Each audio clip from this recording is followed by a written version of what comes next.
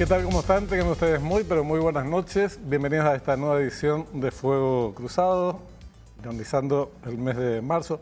No pasó nada con los vivos de marzo, entre paréntesis. Esa es una buena noticia. Hoy tenemos un programa bastante interesante. Vamos al reconocimiento de campo y enseguida estamos con nuestros invitados.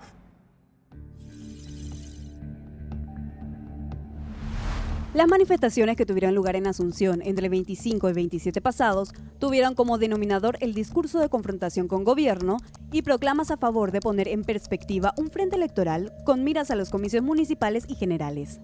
A esto se sumó otro hecho político de relevancia, el viaje de Horacio Cartes a Israel, invitado por el gobierno de dicho país, que, al brindarle honores y reconocimientos, hizo trizas los ridículos cargos sobre sus supuestos vínculos con el terrorismo islámico. Finalmente, las cárceles volvieron a ser noticia. 8 presos de alta peligrosidad se fugaron del penal de máxima seguridad ubicado en Mingaguazú. ¿Quiénes deben asumir la responsabilidad de lo acontecido? 3 temas que marcaron la semana y que los abordaremos en esta edición de Fuego Cruzado. Bueno, había expectativa y cierta ansiedad por las movilizaciones que estaban anunciadas en nuestro país, sobre todo porque estuvieron antecedidas por algún discurso un tanto belicista, en algunos casos, y nos faltaban quienes augurasen que iban a ocurrir hechos desagradables. Finalmente no se concretaron, y esto es muy positivo, independientemente, vamos a charlar de cuál es la valoración política que se hace sobre estos eventos mencionados en la introducción, particularmente de estas manifestaciones de protesta. Hoy tenemos la presencia en los estudios de GEN del ministro del Interior, Enrique Riera. ¿Qué tal? Buenas noches, Enrique. Bien, gusto saludarte, Benjamín, a vos, a tu numerosa audiencia y también a un querido amigo, a Alberto Peralta, a quien yo le presento antes que vos lo hagas. Está muy bien. También está, efectivamente, Alberto Peralta, compañero, colega, un hombre de muchísima trayectoria en el mundo periodístico. Todos lo conocen. ¿Qué tal, Alberto? ¿Cómo estás? Muy bien, gracias por la invitación y sobre todo por poder compartir con el ministro doctor Enrique Riera un momento de reflexión. Yo lo conozco de hace muchísimo tiempo, lo he tenido como invitado en varios programas a lo largo de este tiempo y siempre tuvo no solamente la gentileza de acceder a la invitación, no como otros, sino que además dar a la audiencia insumos para que piense, que es muy importante.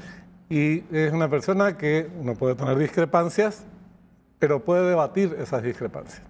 En un país en donde la discusión no ocupa un sitial muy importante, esto es verdaderamente valioso. Se va a sumar enseguida un politólogo, Esteban Caballero, enseguida vamos a establecer el contacto de él también para ver una mirada probablemente desde la óptica opositora sobre estos eventos que estamos mencionando en la introducción. ¿Cuál es tu evaluación de esta semana en lo que respecta a las manifestaciones de protesta?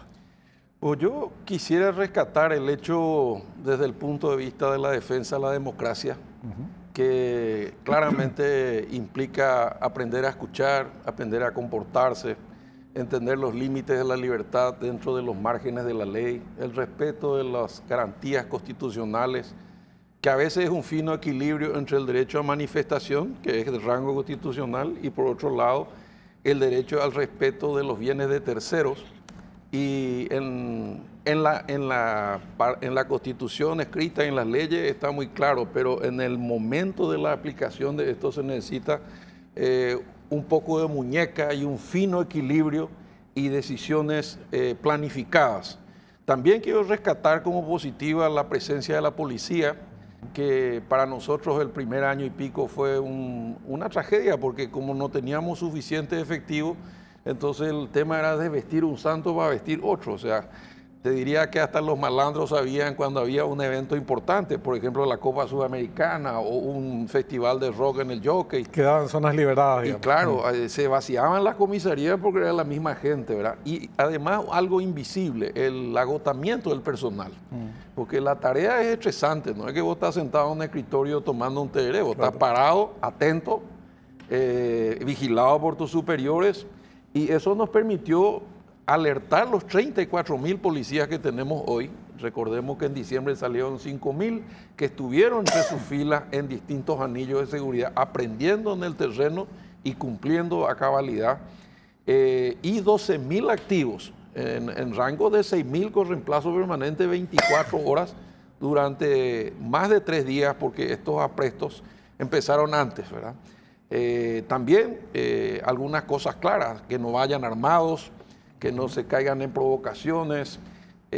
Algo que sigue a mí sorprendiéndome y me alegra, porque todos creo que somos admiradores de la mujer paraguaya en general, y estamos usando una estrategia que jamás pensamos que podía resultar, que es la primera línea de contención de personal femenino. Sí, y curiosamente, hasta los más radicalizados dirigentes que conocemos hace años, a algunos, no se animan ni a escupirle, ni a pegarle, ni a provocarle, más ni a insultarle. respetuosos. Son más respetuosos con las mujeres. Tienen el ejemplo del abogado de Ciudad del Este. Sí, otro impresentable Está también. adentro ahora, por suerte. Está adentro por suerte. Entonces, el desempeño de la policía, impecable. Y después, algunos detalles que a mí por lo menos me gustaron mucho y que hasta dentro de personajes críticos del mundo de la prensa, como Quique Gamarra, en su momento de el querido Andrés Colmán, subieron algunos tweets muy simpáticos. Uno decía, hay algunos campesinos en el medio de una marcha de policía. Y sí, efectivamente, pusimos muchos para que estén realmente protegidos. Fue una instrucción concreta del presidente de la República y es un principio básico de disuasión que se llama superioridad numérica. No tiene secreto. Vos ves 2 policías, te puede hacer el gallo, pero cuando ves 30, pensás 2 veces, ¿verdad? Y el segundo, muy simpático también, fue, hasta te diría emotivo, ¿verdad? Al final de la marcha de los campesinos, hubo un gesto que a mí me maravilló, y confieso que yo no di la orden. Se pusieron a limpiar la plaza en un gesto, qué sé yo, como... Y después llevaron agua a despedir a los campesinos que se iban. Y hay escenas donde mujeres le están pasando botellas de agua en el camión tan incómodo en el que vinieron algunos. Y yo dije dentro mío, bueno, finalmente pertenecen al mismo pueblo, porque seamos honestos, la mayoría de nuestros policías tienen orígenes muy humildes. Es una salida laboral, pero también hay compromisos familiares, son familias completas de policías que consideran un privilegio, como en la vieja época, tener un hijo sacerdote o uniformado, sea militar o policía. Eso en cuanto al desempeño de la policía. Después tengo algunos comentarios de visión política que voy a compartir. Después a escucharlo, Alberto, ¿verdad? Vamos a entrar. Y Alberto, también la prensa tuvo mucha participación en la previa de esta movilización. Pero hay un tema que en algún momento se van a dar cuenta mis colegas. Se perdió la fuerza que tenía la prensa como elemento de azuzar a la gente, ¿verdad? De incidencia, ¿verdad? Las redes sociales han hecho de la prensa un elemento mucho más inocuo que antaño.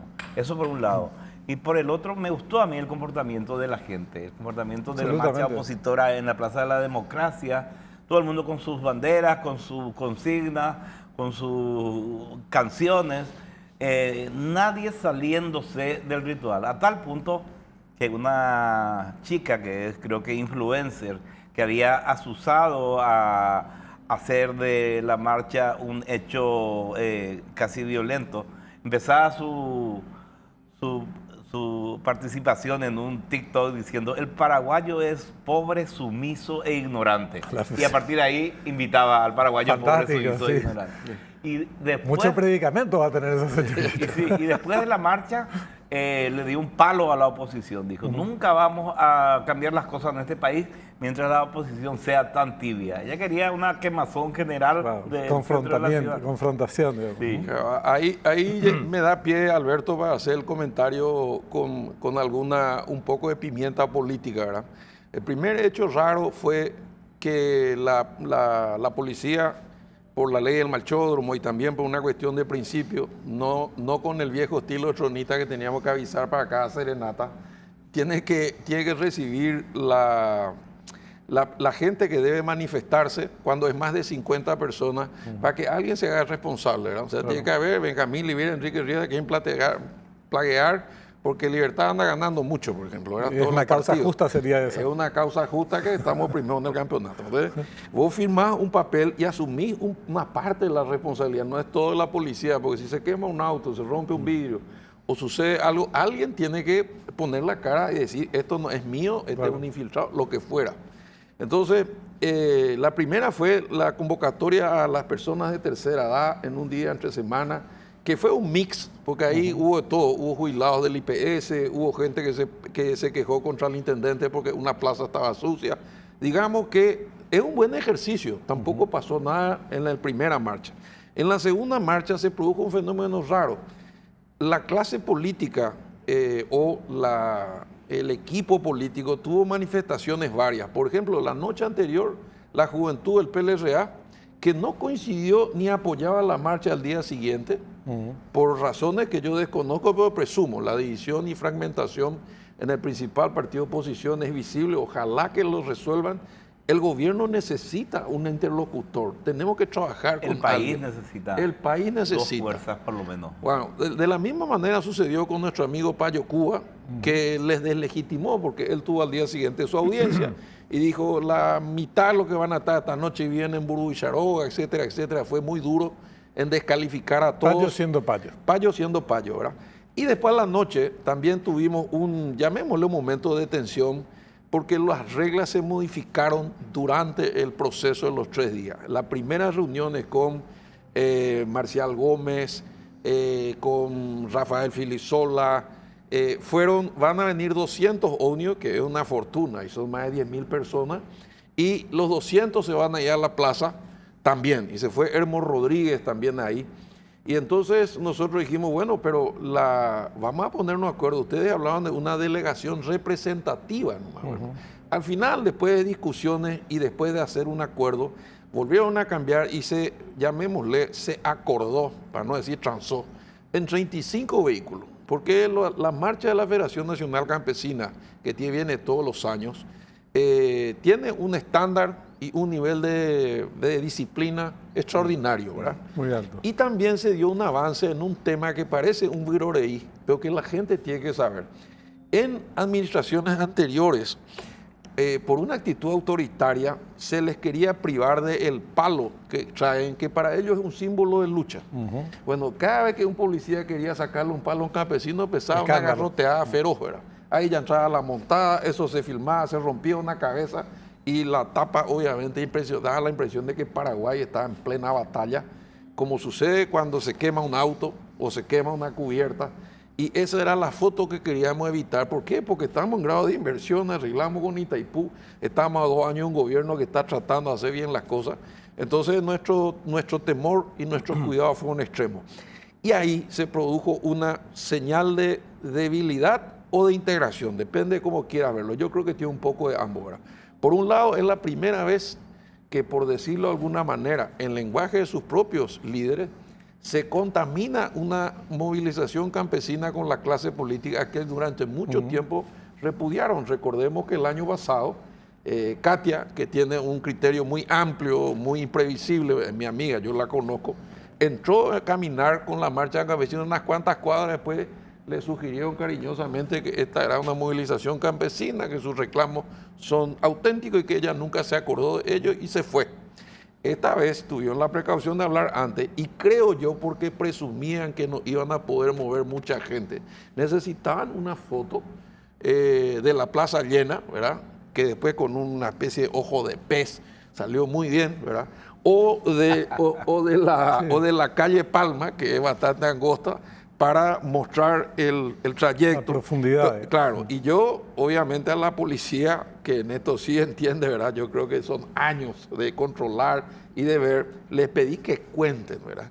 Y en honor a la verdad, los números que yo recibí eran 3.995 personas en total. 3.995. La del miércoles de noche. Y ahí había mitad campesinos que vinieron en 35 vehículos y mitad clase política que convocó a su gente, y el Partido Liberal se movió un poquito al final de Ipané, de Mariano Roca Alonso, de Villaliza, que es donde es el gobernador, etcétera, etcétera. O sea, puntuales.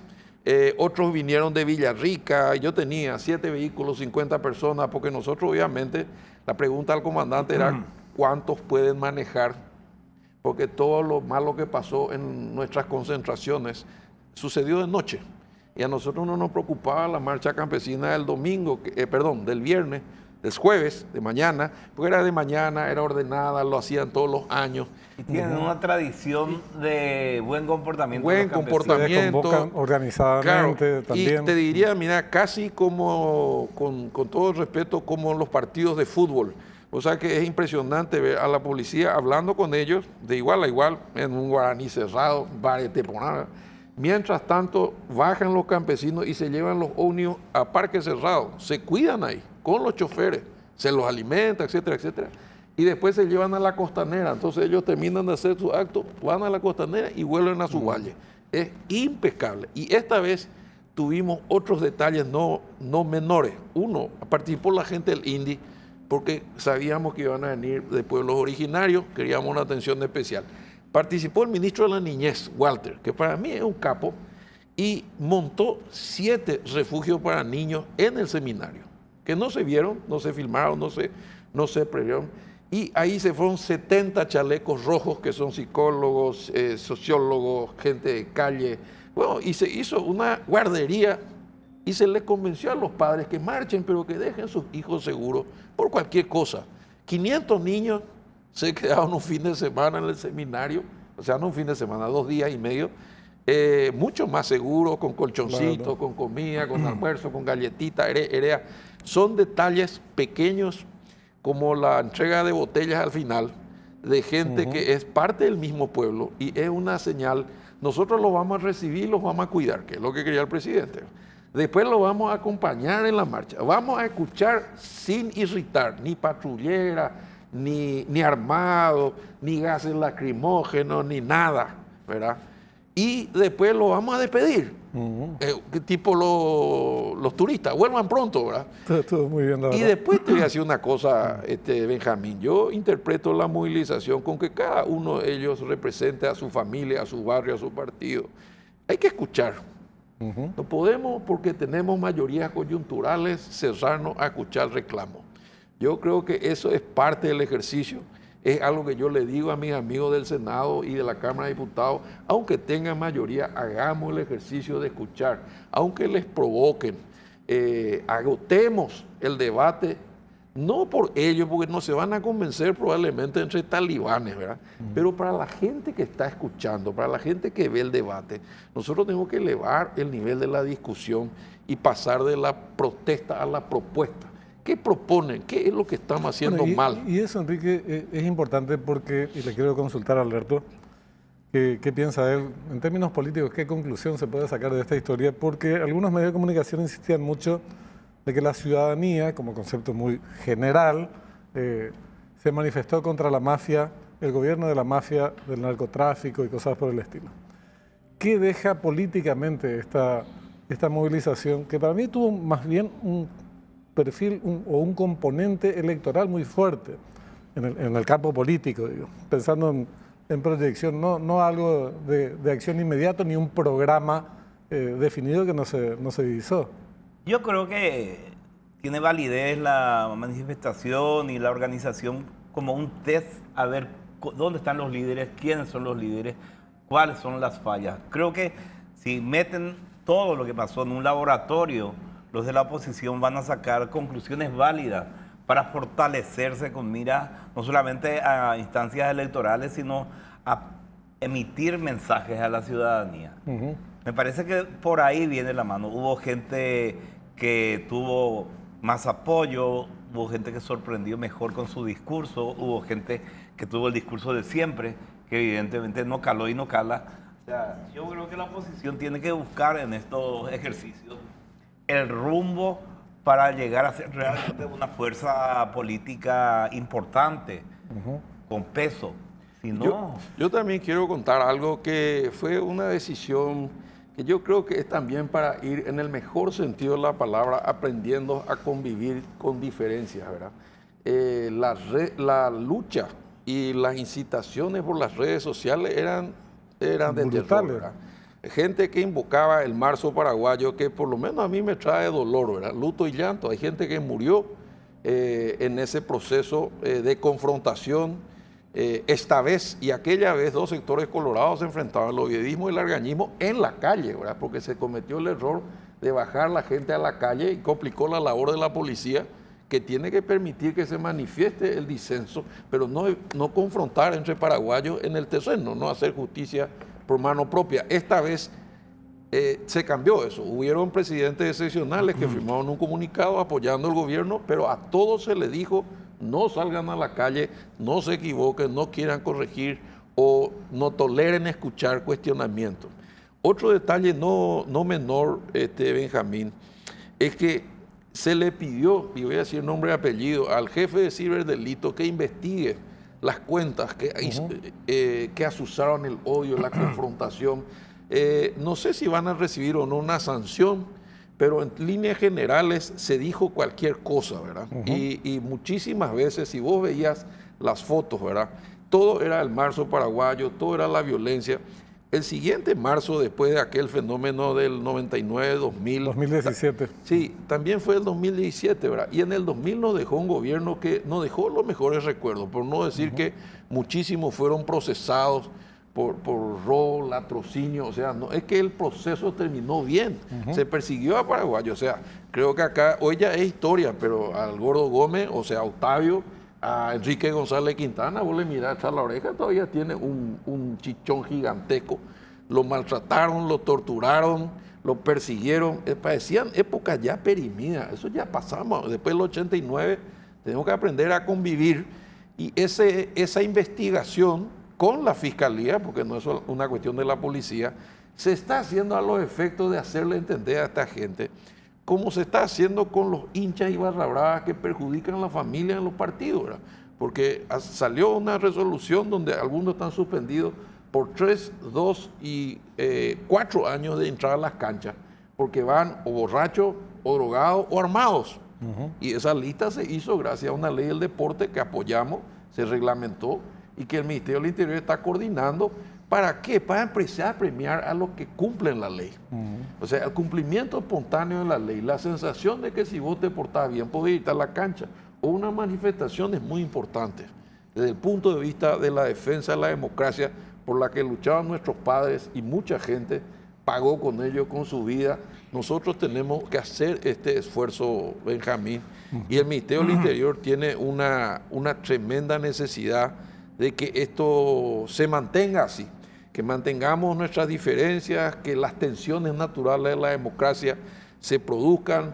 Y te digo más, yo no me puedo sacar mi ropaje político, mi militancia partidaria, por eso yo tampoco no participé en las conferencias de prensa, porque no quería politizar un evento que era donde la policía se tiene que llevar los logros. La policía es la que tiene que recuperar su confianza, la credibilidad, el sentimiento ciudadano, y por eso se hizo una conferencia de prensa como cualquier otro evento. El lunes a las 8 de la mañana se le dijo: señores, nosotros tenemos la línea clara, vamos a proteger las marchas, la disidencia, los reclamos legítimos que tiene la ciudadanía, y al final, como se hace antes de un partido de fútbol, como se hace antes del clásico. Esto tiene que ser un evento más, hasta natural te diría, ¿verdad?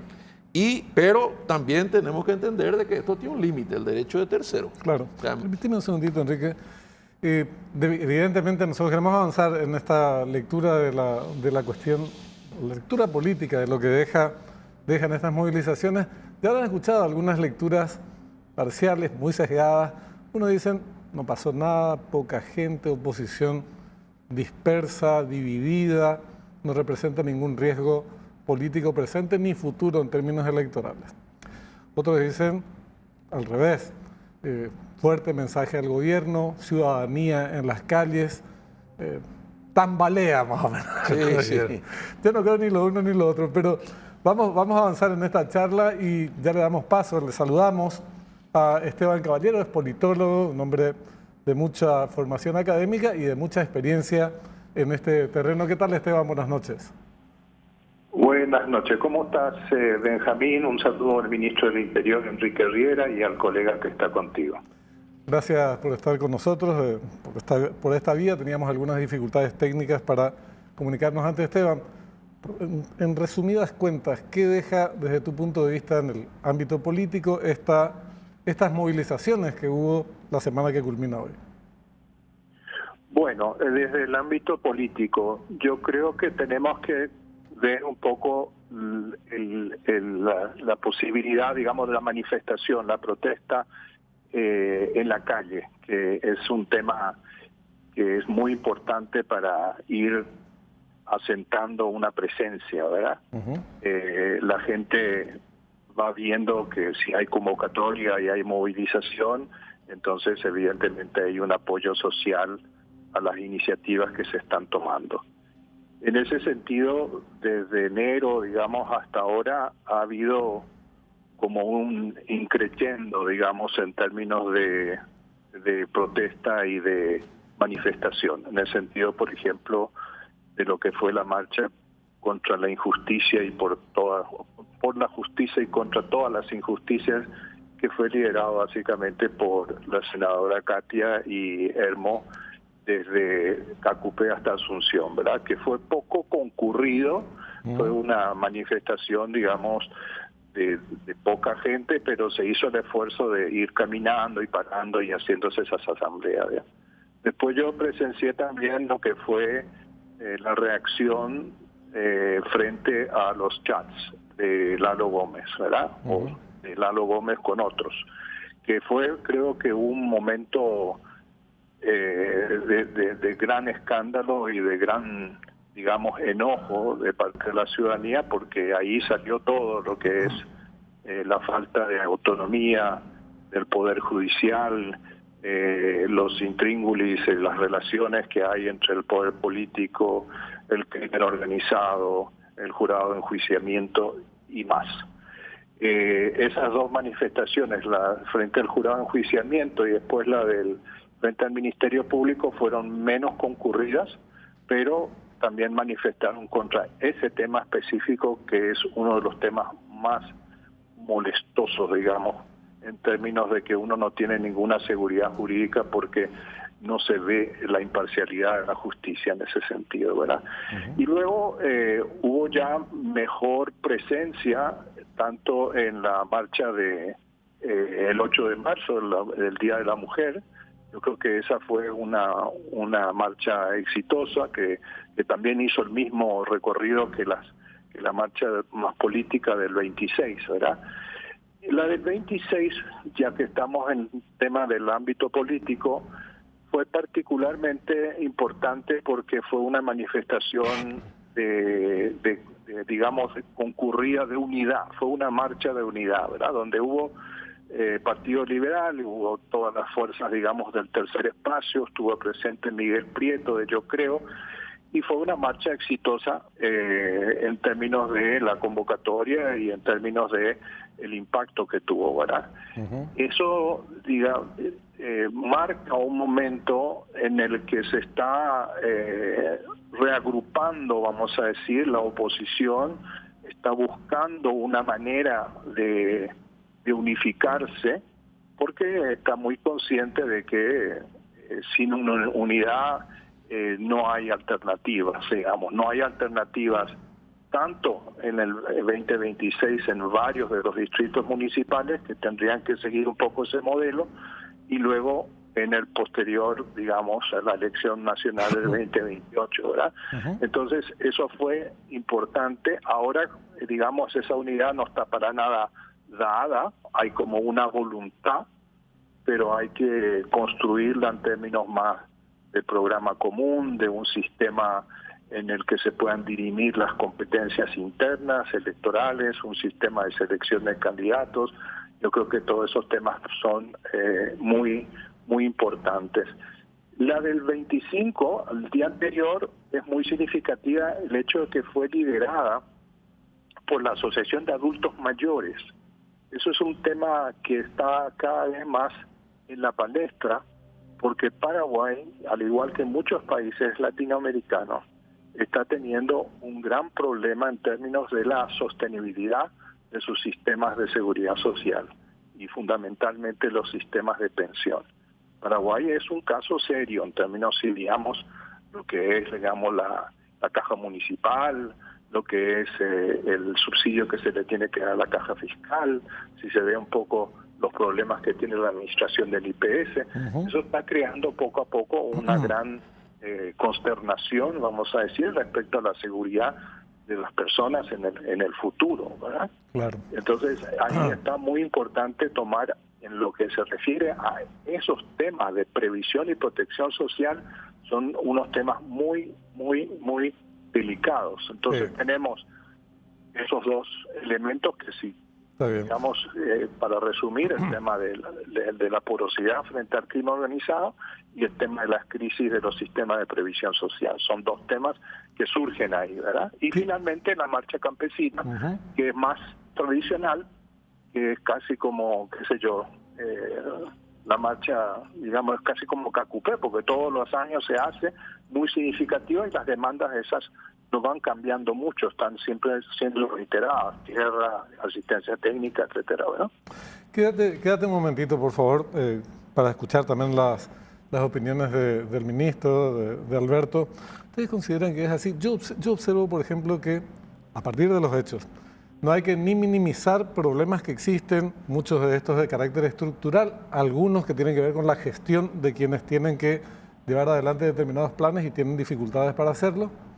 Entonces hay que reconocer, ni tampoco subestimaría el papel o el papel que podrían cumplir fuerzas opositoras y sociales en el corto plazo, mediano plazo, en futuros compromisos electorales. Sin embargo, creo que también se evidenciaron los viejos problemas que tiene la oposición en estas manifestaciones. Por ejemplo, menciona recién Esteban múltiples aspectos que fueron mencionados, pero no son capaces de plasmar en un programa básico, elemental. La dirigencia política tiene esa obligación y recurren al mismo discurso de hace 35 años. Los colorados son el problema. A mí me sorprende lo que dijo el colega con respecto a esta asociación de adultos mayores, porque yo no le daría entidad. Es un muchacho que es periodista, creo que en una ciudad, fue el que tuvo el discurso más violento, quería romper todo, pero después se supo que él les había organizado en distintas ciudades a adultos mayores a que hagan rifas, polladas para juntar plata que pague el transporte a la manifestación. En muchos lugares no hubo tal transporte y él se quedó con el dinero, y hubo protesta de estos adultos mayores, que fue, el ministro ha de saber de eso, que fueron estafados directamente. Sí. O sea, darle entidad a un tipo que usa a los adultos mayores y va a dar un discurso, evidentemente más allá de los adultos mayores le interesa una carrera política meteórica, digamos. Sí, ahí puedo yo darle un dato, ya que Alberto me da pie. El señor se llama Elías, ¿no? Elías. Sí. Se llama Elías y publicaba en Facebook una cuenta donde había que depositarle, y su interés mayor era que depositen migrantes. Como subía eso a Facebook, entonces no solamente no se ocupó del transporte en muchos lugares, sino tampoco de la comida y de algo tan básico como la lluvia, ¿verdad? Los policías tenían pilotines. Yo en un momento dado les pedí que si era necesario le provean. Por suerte la lluvia no duró mucho, ¿verdad? Elías Cabral. Exacto. Y fue candidato a concejal en Curuguatí, no llegó. Fue candidato a intendente de Curuguatí, no llegó. Después creó una radio sin ninguna de las condiciones de Conatel, no funcionó, y finalmente terminó creando el famoso portal de Curuguatí, donde se pelea diariamente con Julio Colmán, que es otro periodista de la zona que es polémico, algunos le quieren, otros no, pero en líneas generales él fue el que organizó todo esto. Y también hay que decirlo, ¿verdad? En otras épocas los gestores, como era este señor, tenían una importancia capital, porque era lo que te ponían en la lista y te cobraban una pequeña comisión por la gestión. Hoy la ley generó la tercera edad universal. O sea, por el simple hecho del cumplimiento de la edad, ya tenés derecho. Después se hace una evaluación de tu situación económica y finalmente recibís el pago asignado. Y eso yo creo que generó expectativa en gente de la tercera edad, que fue, en mi opinión, manipulada. Y finalmente él terminó quejándose contra algunos que le prometieron apoyo, como otro caso que yo quiero mencionar porque fue ensordecedor el silencio de la maniobra del amigo Prieto, cuando a las 9 de la mañana, después de encerrar a todos sus funcionarios, pero literalmente encerrar, porque yo tengo la filmación de los candados puestos en la Municipalidad de Ciudad del Este, un día laboral, y a las 9 de la mañana abrió los portones y condujo a la gente hasta la plaza central de Ciudad del Este, que le llaman la Rotonda del Reloj. ¿Verdad? Ahí hizo un discurso como si fuera una blanca paloma, tiene más de 30 denuncias y tiene que explicar por lo menos la mitad. ¿Verdad? Nadie dijo una palabra. Yo, pensando en voz alta, digo, si esto hubiese hecho el intendente de Asunción a las 9 de la mañana un miércoles, primero encerrar los funcionarios y luego arrear los funcionarios, pues todos los colorados arreamos funcionarios, pero nadie dijo una sola palabra, al contrario. Lo que la gente no sabe también es que después algunos violentos intentaron cerrar el puente de la Amistad. Ahí se produjo unas fricciones con la policía, pero yo, que llevo 92 marchas desde que asumí, sin ninguna cabeza rota, gracias a Dios, toco madera, pedí que por lo menos los desplacen para no impedir el comercio, que ustedes saben que perjudica muchísimo. Y también les reclamé a algunos gremios que nos llaman permanentemente a exigir seguridad. ¿Por qué no se manifiestan contra la autoridad que ellos eligieron de su ciudad, que viola ostensiblemente la ley y hace uso de recursos que nosotros mismos hemos criticado a nuestros propios partidos? Nadie dijo una sola palabra y fue Cabral el que le reclamó a Prieto, que le mintió porque le dijo que iba a venir a engrosar su marcha ya el miércoles. Ahora, siempre va a haber oportunistas en esta marcha, en marchas del oficialismo y religiosas. También. Siempre hay tipos que, qué sé yo, responden a otros intereses y generalmente son los suyos particulares. Por eso es importante. Pero hay que ver, permitir una cuestión, sí. claro, el fenómeno en sí. Para mí Esteban tiene razón cuando dice una oposición que estaba muy desarticulada, Sí. empieza a mostrar síntomas de intento por lo menos de rearticulación, y con un componente electoral, porque ya se habla de sacarlos a estos en su momento, con distintos epítetos y calificaciones, pero hay una proyección política electoral. Y hay una disputa en ciernes en materia de liderazgo también en la oposición, que yo creo que viene sobre todo del este. Sí. Pero le quiero preguntar a Esteban, porque este intento de rearticulación, o síntomas de rearticulación, otra vez se da sobre la base de la sumatoria de malestares y no sobre la base de una visión de qué fue lo que falló, en qué falló la oposición durante 30 años o más, y un programa básico que les permita aglutinarse sobre, digamos, apoyados en componentes más sólidos. Entonces, no puede ser reprisar nomás lo que ya conocemos, Esteban. No, por supuesto, en ese sentido yo creo que tenés razón. No todo, digamos, lo que aparece en términos de lo público, digamos, es lo único que existe en términos de reflexión en el seno, digamos, del conjunto que podríamos llamar la oposición. Efectivamente hubo un momento, digamos, de poca evaluación de por qué la derrota de 2023, ¿verdad? Y no admisión, digamos, de los errores.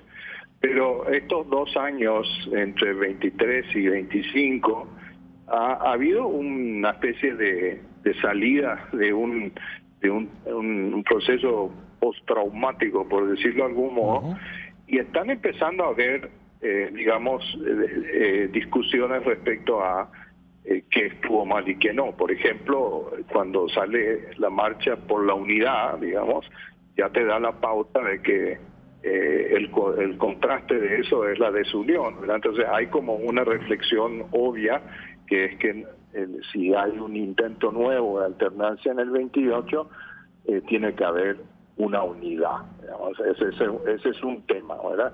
Es muy obvio, pero la experiencia de lo que fue la concertación, lo que fue la división de Frente Guazú, que una parte se fue con Euclides, otra parte se fue con la concertación, la desorganización, todos esos temas, digamos, que surgieron en esa época, se están conversando y se está viendo la manera de salir adelante. No te puedo decir que haya ya un programa de gobierno definido y una alternativa de gobernanza por los 5 años del 28, etcétera.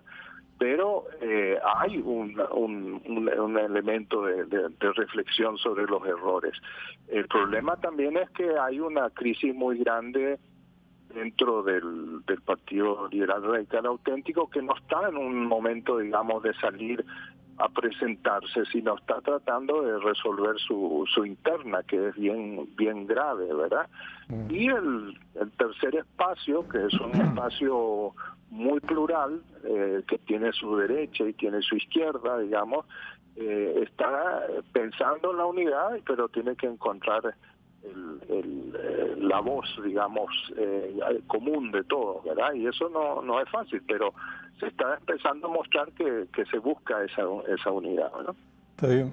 Una cuestión, Enrique, yo te quiero preguntar, porque siempre se dice se está haciendo los mejores esfuerzos, hay mucho por hacer, y a veces eso suena como justificación de la ausencia de autocríticas concretas.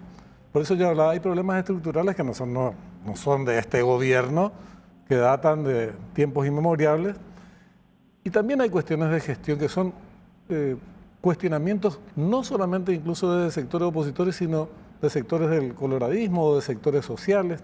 Hay un nivel de malestar, cierto nivel de malestar, después podemos tratar de precisar si es mucho, si es mediano, si no solo es bajo, qué sé yo, pero que pareciera que no se toma con mucha claridad y decir, bueno, frente a esto vamos a trabajar para resolver de esta u otra manera. Y priman las categorías tipo lo histórico, y eso genera enojos, ¿verdad? Y dudas acerca de si realmente ustedes qué errores consideran que se cometen y que hay que rectificarlos. Bueno, a mí primero quiero valorar la evaluación de Esteban desde el punto de vista de la autocrítica, que creo que al partido le falta, porque los discursos de la soberbia nunca fueron buenos consejeros, ¿verdad? Abusar de una mayoría tampoco, ¿verdad? Porque entonces lo que va a generar del otro lado es una alianza contra un adversario común y no un programa alternativo de país, ¿verdad? Lo segundo, decirte que los problemas estructurales me encantaría que se hablen de responsabilidades compartidas, porque es muy fácil decir, hace 70 años los colorados estaban en el poder y cuando vos bajás un poquito más la lupa, vas a encontrar los 4 de Fernando Lugo y vas a encontrar un detalle que, por lo menos quizás, porque a mí me gusta la historia, porque estoy metido hace rato en esto, solo en 2 oportunidades del 89 a hoy, el Partido Colorado tuvo mayoría en ambas cámaras. El gobierno de Cuba, que duró 8 meses, porque fue un conflicto interno entre Colorado, y ahora, ¿verdad?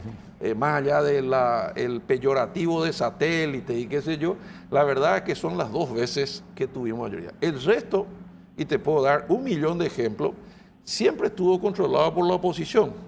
Y no está mal que así sea, porque contrabalancea el poder, pero tendría que asumirse una cuota parte de la responsabilidad. Incluso permitimos un paréntesis, porque sin formar parte formalmente del gobierno, de hecho fueron aliados en otros gobiernos, sectores de la oposición. En el caso de Mario Dardo, claro, esta oposición que hoy se movilizó, y en otras oportunidades, Patria Querida también. Claro. Sí, en otras ocasiones también lo hicieron. Porque esto yo lo viví en el periodo anterior, para no ir mucho más atrás, el Frente Guazú y toda la oposición estaba aliada con el gobierno y se aisló a un sector del Partido Colorado y se hizo de todo, ¿verdad?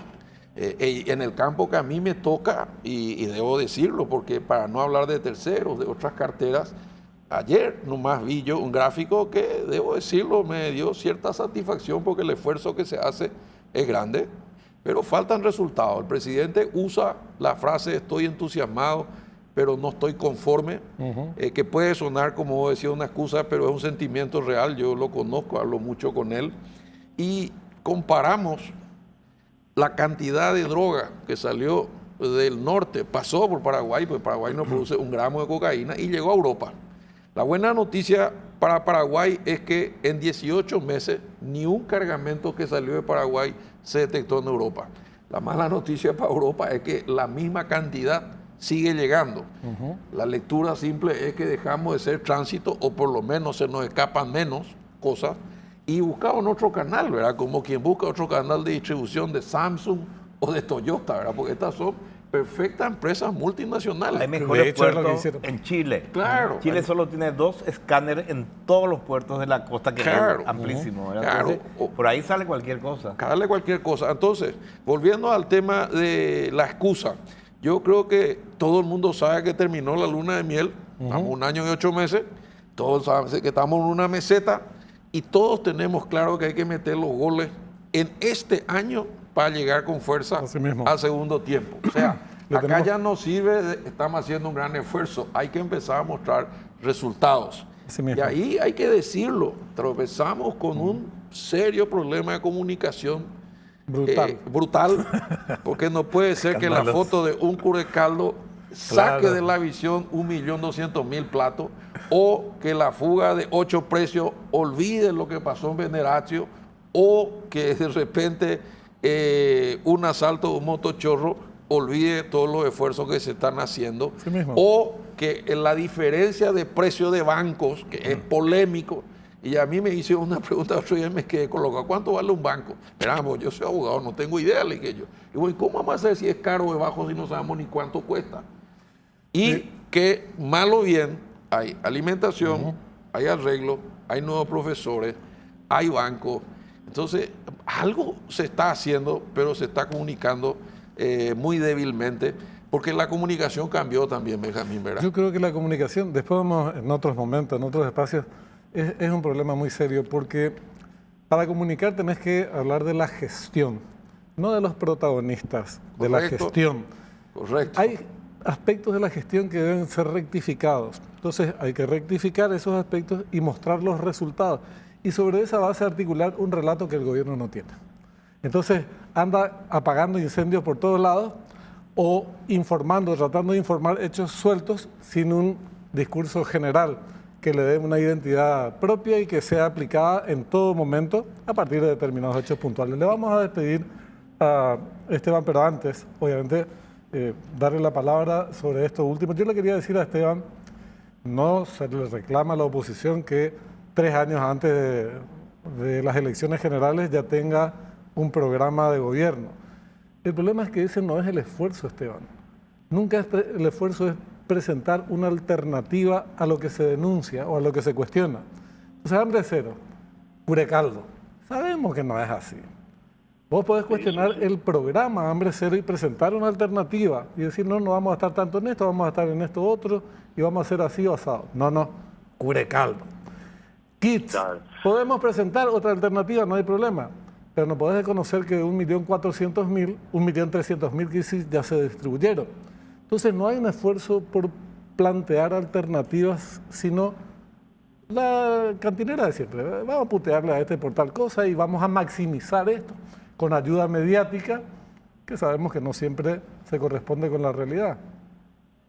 Correcto. No, sin duda que, miren, o sea, cuando nosotros hablamos de alternativas, o nosotros, o sea, entre nosotros, este grupo, te quiero decir, ¿verdad? Sí. Estamos hablando de alternativas, siempre hay que partir de la base de que hay cosas buenas y cosas malas, o sea, es lo evidente.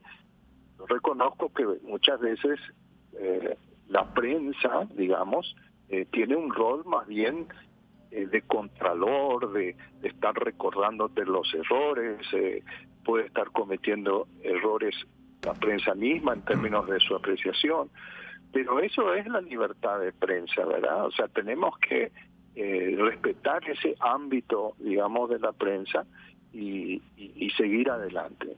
De todas maneras, por ejemplo, ustedes mencionan Hambre Cero. Sí, es un programa que apunta a algo esencial, el tema de la alimentación básica de los escolares, ¿verdad? Eso es un programa genial, ¿verdad? Y tiene sus momentos malos y alguien los está señalando y está mal decir todo está mal porque estuvo este problema del curé, ¿no? Entonces,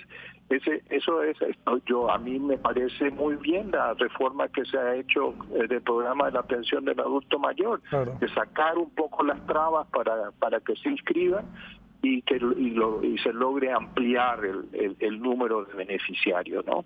Me parece también muy bien, Mario, los temas macroeconómicos, por ejemplo. Yo creo que es un bien público para todos los paraguayos tener una inflación controlada, un tipo de cambio estable, un déficit fiscal muy aceptable, digamos. Todos esos elementos son cuestiones que hay que apreciar. Así como también cuando uno quiere construir una alternativa, tenemos que dejar de improvisar, ¿verdad? Tenemos que tratar de encontrar maneras de conectar un poco más lo técnico, la propuesta de política pública con una propuesta más general de cambio político, ¿verdad? Eso es indudable, porque si no, ¿qué pasa? Se toma el poder, se llega al poder y no se sabe qué hacer con él, ¿no? Es un tema recurrente y grave, ¿verdad? Entonces hay que tener una idea de cambio y de gobernabilidad también en el futuro, ¿verdad? Y eso se sabe investigando qué es lo que hay, cuáles son las medidas concretas que tiene mucha gente técnica en el Estado que es muy buena y que sabe, ¿verdad? Y que hay que escucharlos también. Ese tipo de cosas son importantes en este diálogo, ¿no? Seguro. Esteban, te agradecemos mucho la participación de hoy, muy amable. Al contrario, gracias a usted. Hasta luego. Hasta luego. Esteban Caballero Carrizosa, él es politólogo y, bueno, analista permanente, columnista del diario Última Hora. Hay muchos temas que ni siquiera son objeto de debate. Esto que decía yo, hambre cero, ¿querés discutir? Discutamos hambre cero, entre todos. ¿Qué hay que modificar? ¿No hay que modificar?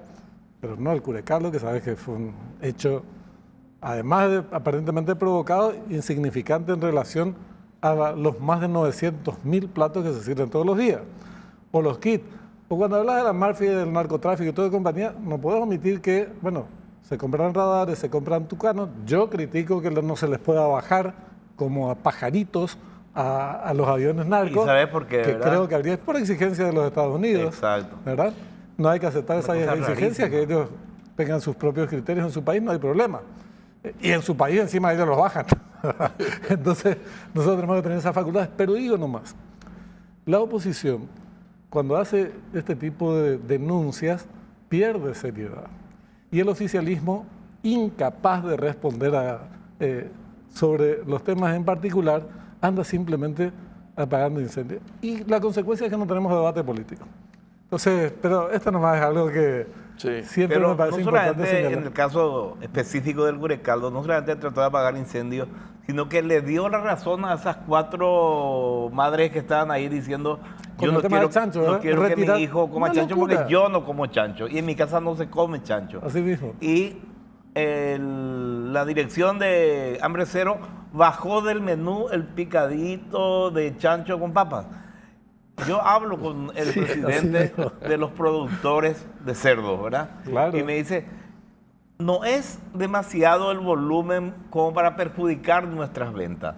Perjudica un poco, pero lo que más perjudica es que uno de los objetivos de Hambre Cero es también educar en la alimentación a los niños, darles variedad. Y la proteína del cerdo es muy válida. Y si no comen en su casa, coman en la escuela, se den cuenta que es rico.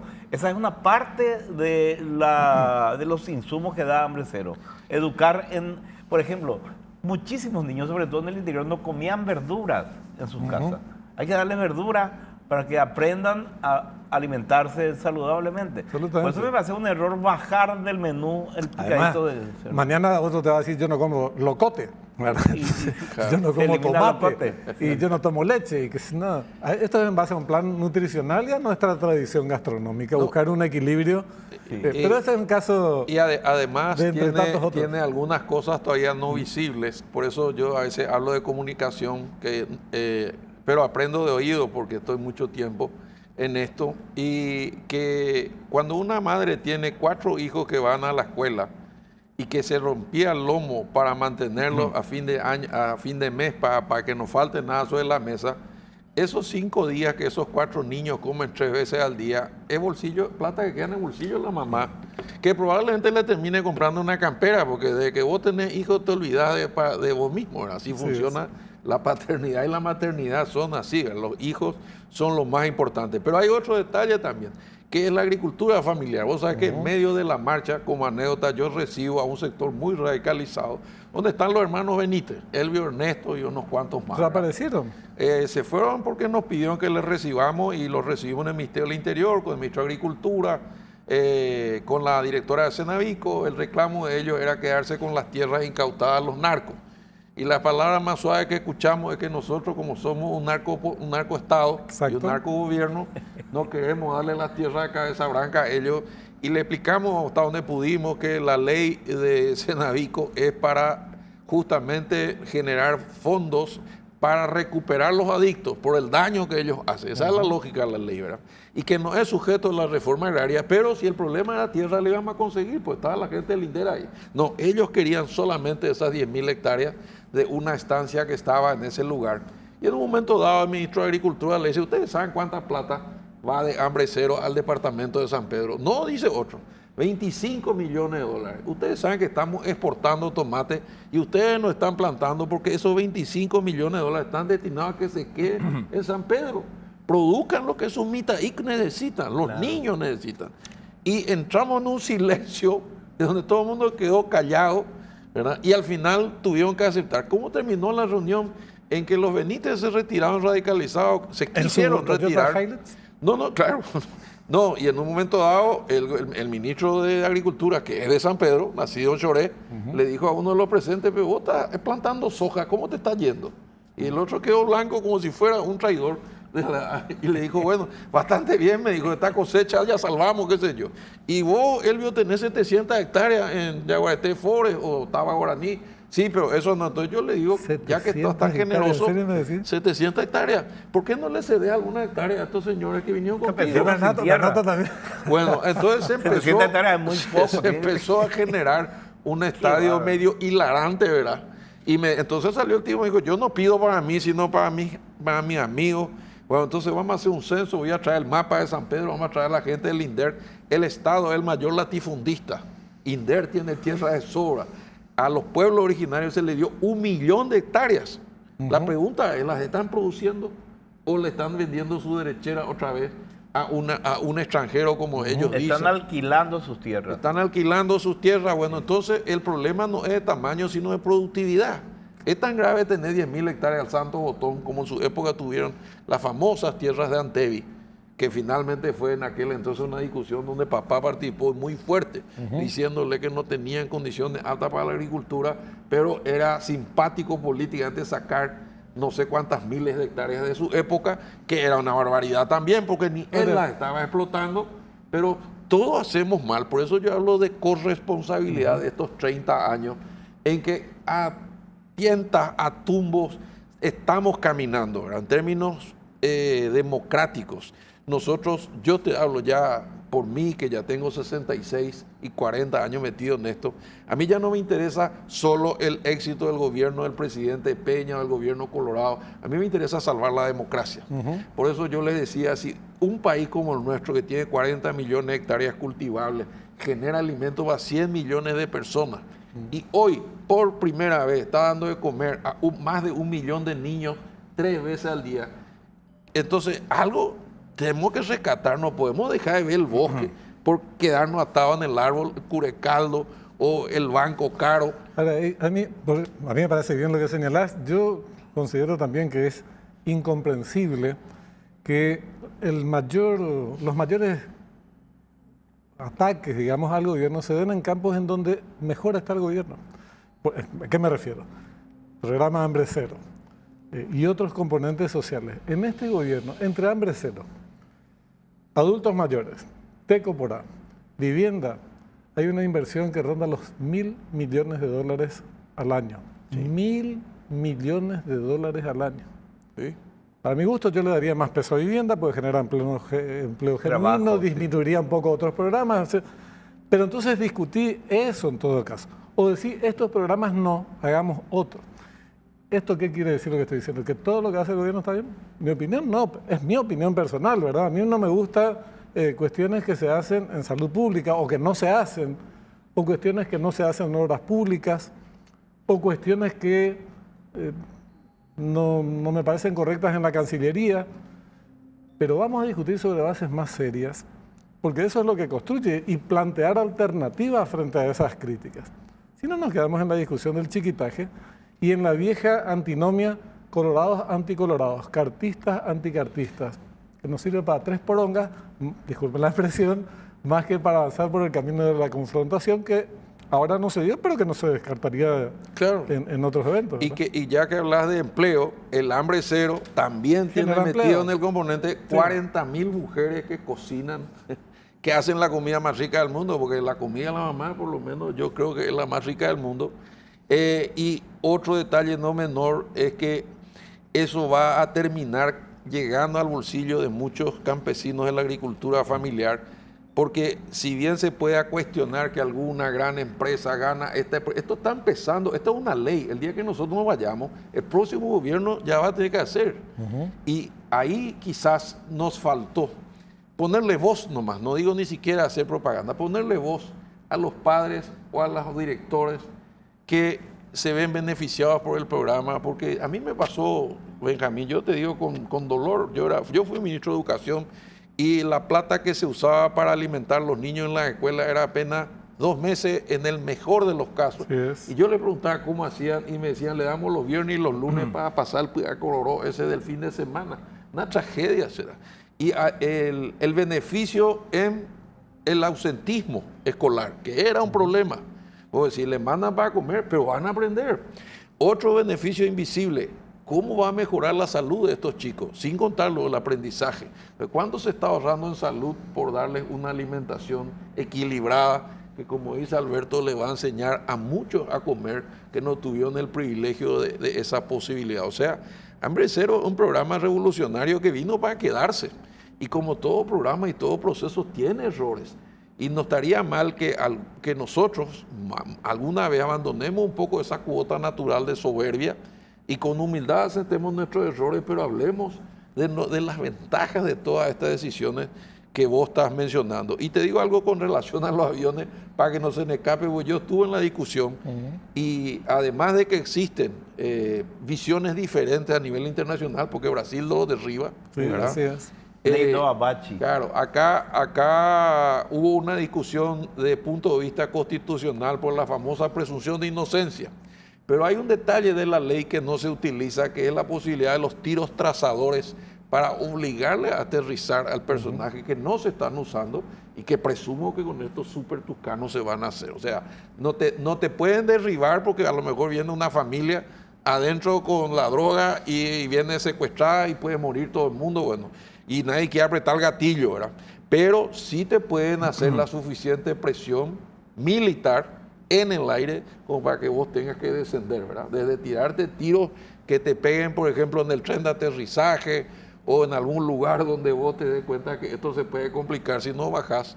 Esto está permitido en la ley y se va a volver a discutir, Benjamín, porque realmente, y también debo decirte que el comando tripartito, de que nosotros formamos parte, hoy con colaboración ya se siguen los vuelos y esto parece simpático, a mí me pasó, a mí me avisan en el acto cuando entra un vuelo no identificado y vos ves por el GPS, después apaga el transponder, lo mismo le vemos y pasa por Paraguay.